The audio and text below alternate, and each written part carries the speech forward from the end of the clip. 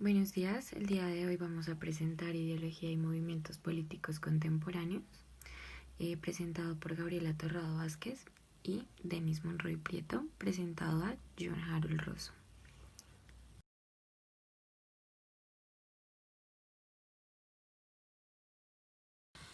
El autor empieza el capítulo explicando qué es una ideología política, conceptualizándolo, y se refiere a un conjunto más o menos coherente de ideas que proporciona un fundamento a algún tipo de acción política. Las ideologías políticas realizan una serie de funciones que consisten en explicar y evaluar las condiciones sociales, ayudar a las personas a conocer su posición en la sociedad y de esta misma manera crear políticas públicas que favorezcan a la sociedad. Aunque las ideologías políticas son distantes de las teorías políticas, en el sentido de que se encuentran mucho más cerca de la acción política.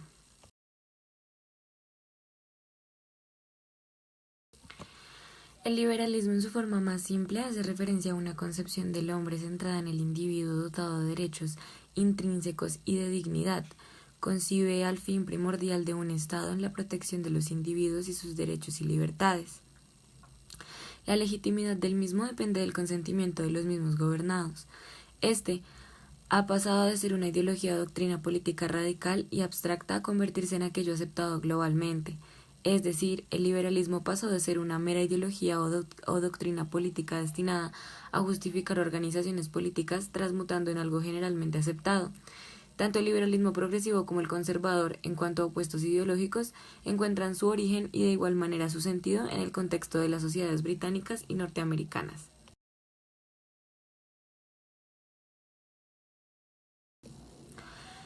El liberalismo conservador es una variante del liberalismo que es poco o nada racionalista en su discurso, de igual manera moderada y prudente en cuanto al cambio social y en general distante a la redistribución social.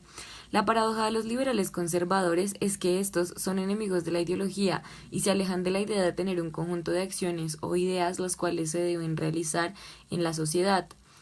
El autor Scruton señala que el conservadurismo puede entenderse como el resultado de una doble reacción, primero ante la Revolución Francesa y segundo frente a las costumbres engendradas por la Revolución. El liberalismo conservador combina rasgos como el valor de la experiencia política, el valor superior del individuo, valor de la sociedad, el Estado es valorado positivamente por su importancia dentro de la sociedad y se valoran las tradiciones. Se establece que la revolución es legítima si ésta es restauradora de la libertad, como por ejemplo se tiene en cuenta la Revolución Francesa. En resumen, el liberalismo conservador busca combinar la percepción de la política derivada de la experiencia misma con un leve escepticismo.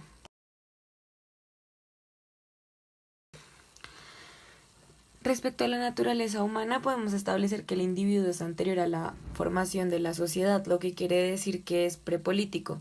Tiene una dignidad propia que en el primer liberalismo es de raíces cristianas, donde pone en manifiesto una serie de derechos y libertades. Por conservador entendemos una persona que se adhiere a los siguientes principios: desconfianza frente al poder del Estado, preferencia por la libertad sobre la igualdad, patriotismo, confianza en las instituciones, las costumbres y las jerarquías, escepticismo ante la idea del progreso y el elitismo. El conservadurismo es la expresión moral y política del sentimiento de pérdida de un orden previo, el orden del antiguo régimen o un orden orgánico, vertebrado mediante formas diversas de solidaridad comunitaria como son la familia, el vecindario, la parroquia o los gremios. Las bases del liberalismo conservador permiten al individuo acceder a ideas tales como la cooperación, la solidaridad y la autonomía frente a un Estado. Sin embargo, si éstas se usan de manera desmedida, puede acabar destruyendo al mismo, puesto que existirá un desequilibrio de fuerzas entre ambos. Según el liberalismo conservador, un mundo sin sociedad civil acabará arrasando a los individuos sin que estos puedan resistirse. La sociedad civil a la que se refieren los conservadores no está formada solo, ni siquiera fundamentalmente, por contratos libres o de acuerdos entre partes. Respecto a la naturaleza de la sociedad, hace referencia a la protección del individuo, que hace depender esencialmente de la autoprotección de la sociedad. La sociedad es el medio en el que se produce la experiencia de los individuos, es un cemento que une y da sentido a los individuos, y por tanto, este resulta ser tan importante. El Estado es importante porque realiza funciones sociales, el Estado le sirve al individuo y es central en el mantenimiento de la autoridad política y del imperio de la ley. Es decir, que las instituciones del Estado deben servir para satisfacer aquellas necesidades que la sociedad civil no puede satisfacer por sí misma. Se refiere a valores como la justicia, la defensa y la provisión de bienes asistenciales básicos. Respecto a la economía, se entiende que hay una concepción contradictoria, ya que, por un lado, el mercado sin restricciones puede tener efectos perturbadores sobre el tejido social, eso es lo que piensan algunos de los pensadores, y por el otro, el derecho de propiedad individual no debe ser transgredido en ningún caso, ya que favorece el desarrollo sano e integrado de la sociedad. Esta es la contraposición de la primera concepción del mercado sin restricciones, en donde el Estado debe garantizar la propiedad individual y debe desarrollar y debe favorecer el desarrollo sano e íntegro de la sociedad. Respecto al cambio social, podemos establecer que la intervención social ha de ser limitada y en lo posible irreversible. El cambio debe ser gradual, de manera que preserve y mejore lo valioso del pasado y se mantengan intactos los rasgos culturales que mantienen unida a la sociedad. Esto quiere decir que debe haber un giro completo que restaure la libertad abolida, como ejemplo, la Revolución Francesa.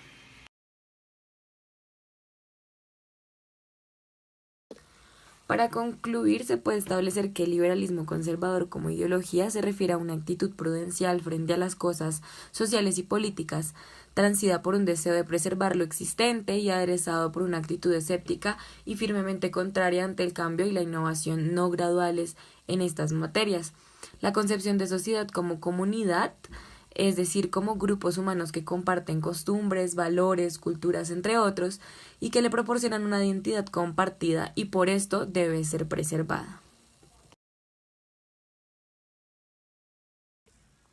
Por liberalismo progresista se entiende como una oposición al liberalismo conservador. En palabras del autor, es una versión del liberalismo más racionalista, ilustrada, más predispuesta a la reforma social y reformas políticas profundas, que hace de la justicia social uno de sus temas centrales. El liberalismo progresista, sea más racionalista e ilustrada, hace referencia a que éste tiene una mayor confianza en la razón como instrumento que orienta la organización de una sociedad, por lo tanto menos escéptico que los conservadores en lo referente al poder en la teoría. El que esta ideología esté predispuesta a la reforma social y política de carácter profundo implica que se concibe al individuo como ser autónomo y racional, lo cual es una precondición para la constitución de una sociedad en el liberalismo clásico.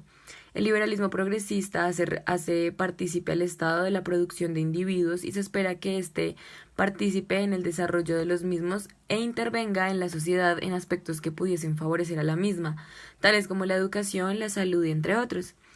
Es responsabilidad del Estado crear las condiciones para que se dé un estado de bienestar y de crear ambientes en los cuales el individuo pueda desarrollarse correctamente.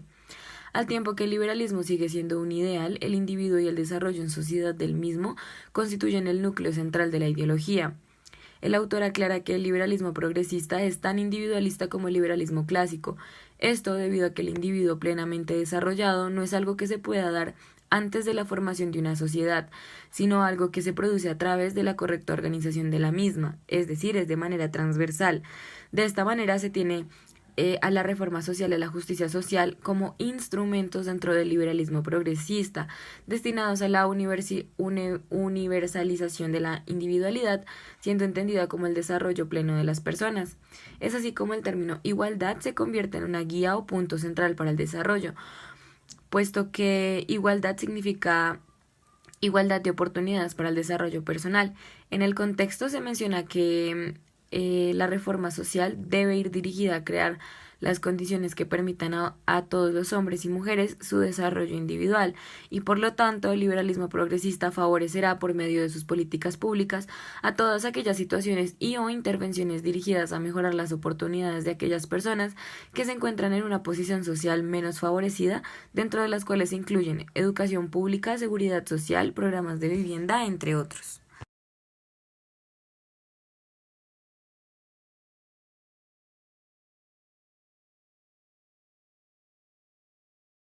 O socialdemocracia, el liberalismo progresista es igualitarista. Su progresismo radica en el igualitarismo como base. Se aclara esto debido a que en muchas situaciones donde se ven las palabras liberalismo y progresista, se suele referir a una posición ideológica que afirma absolutamente los derechos prepolíticos de los individuos frente a cualquier Estado y no a un liberalismo con preocupaciones sociales. Así pues, pedir la ampliación de la cobertura de la seguridad social y de programas de educación pública, así como la reivindicación de los derechos y libertades civiles, son políticas que en el país norteamericano se califican simplemente como liberales, lo mismo que se asocia con políticas socialdemócratas. Los liberales modernos progresistas enfatizan en la dimensión social de la individualidad y la necesidad de que el Estado amplíe su función protectora al bienestar de la sociedad en general. Thomas Paine señaló dos males sociales que eran obligación de cualquier gobierno abolir o eliminar. Primero se encuentra la guerra y su abolición, segundo está la pobreza y su eliminación.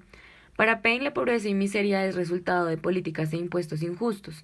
La pobreza no es una fatalidad natural ni responsabilidad de quien la sufre, es un efecto directo de malos gobiernos y de una mala organización burocrática. Por lo tanto, es algo que puede eliminarse desde la acción política. Esto se ve incluso en la actualidad, pues más allá de culpar a los pobres de ser pobres, se ha comenzado a evaluar a los gobiernos que no son capaces de proveer a los ciudadanos con condiciones mínimas y de respetar sus derechos.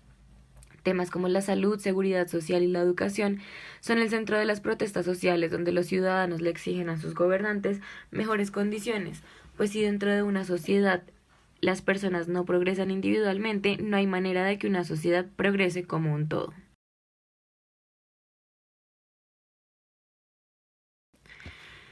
Respecto al individualismo social, se entiende que este es un giro como la reacción protectora de la sociedad frente a la desestructuración social creada por el nacimiento del capitalismo. Esto es como una reacción autoprotectora de la sociedad frente a la gran transformación inducida por el primer liberalismo a tiempo que el capitalismo. La reacción protectora de la sociedad frente a esto puede verse de distintas formas que bien pueden resultar radicalmente opuestas entre sí.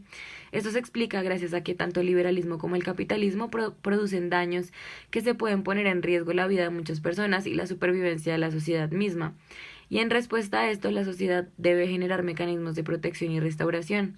Ambas posiciones suelen compartir la idea de que la solución a ciertos problemas sociales está en la autorregeneración de la sociedad, algo que actualmente se podría ver como las protestas sociales, que si se le pregunta a un estudioso o a alguien que sepa del tema, les hará ver como un intento de reivindicación de derechos y mejora de condiciones por parte de la sociedad en respuesta a la desatención del Estado.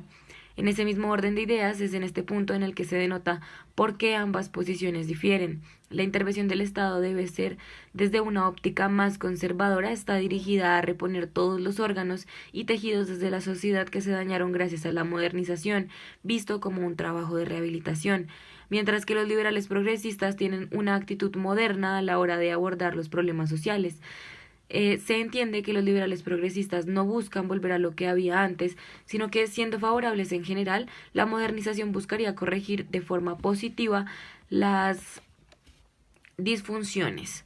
Pero esto, el diseño de instituciones que provean a los individuos de la protección social y de los derechos que carecen, es necesario, por lo tanto se da una reestructuración del Estado. Respecto a la sociedad justa, para el liberalismo clásico, la sociedad justa es aquella en la que las relaciones entre los individuos están sujetas a un intercambio justo, es decir, a saber, la sociedad justa es aquella que posee las instituciones que pueden permitir una interrelación de los individuos, lo cual es propio de una sociedad que se desarrolle justamente. La justicia conmutativa presupone desde la óptica liberal progresista una sociedad justa. Esta es aquella en la que la desigualdad se hace irrelevante mediante la satisfacción de las necesidades básicas que bien ya se han mencionado anteriormente. Todo esto por parte del Estado. Por lo tanto, la sociedad justa se refiere a un tipo de sociedad en la que todos sus miembros disponen de iguales o parecidas oportunidades que les permiten desarrollarse. El autor aclara que existen formas distintas de entender lo que es la justicia social. De esta manera, socialistas, comunistas y anarquistas han sostenido que es el diferente acceso a la propiedad lo que crea la desigualdad social. De este acceso a la propiedad es de donde provienen los resultados de las condiciones de vida que tienen las distintas poblaciones y por lo tanto, según los estudiosos de estas ramas, la propiedad privada debe ser abolida.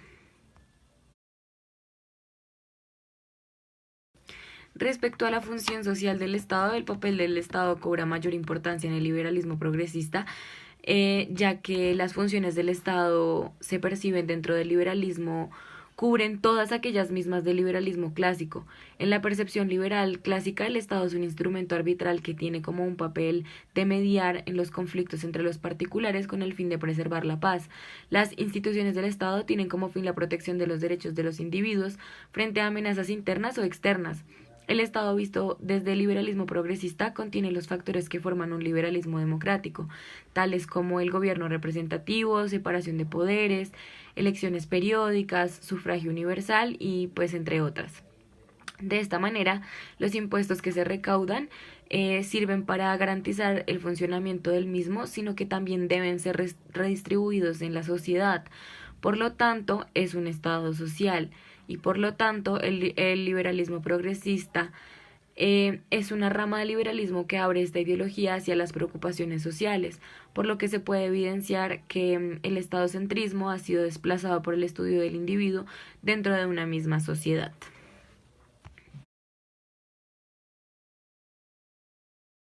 Respecto a economía y bienestar social, podemos establecer que la economía ya no se encuentra en el dominio de la sociedad civil en tanto algo distinto del Estado, sino que es preciso intervenir profundamente para satisfacer estos compromisos sociales que el Estado tiene con la sociedad. Es decir, se habla de un bienestar social que busca gestionar la economía en la búsqueda de prosperidad y desarrollo para todos. Cambio social, el liberalismo progresista se entiende a sí mismo como un instrumento de corrección de las disfunciones sociales propias de las sociedades liberales.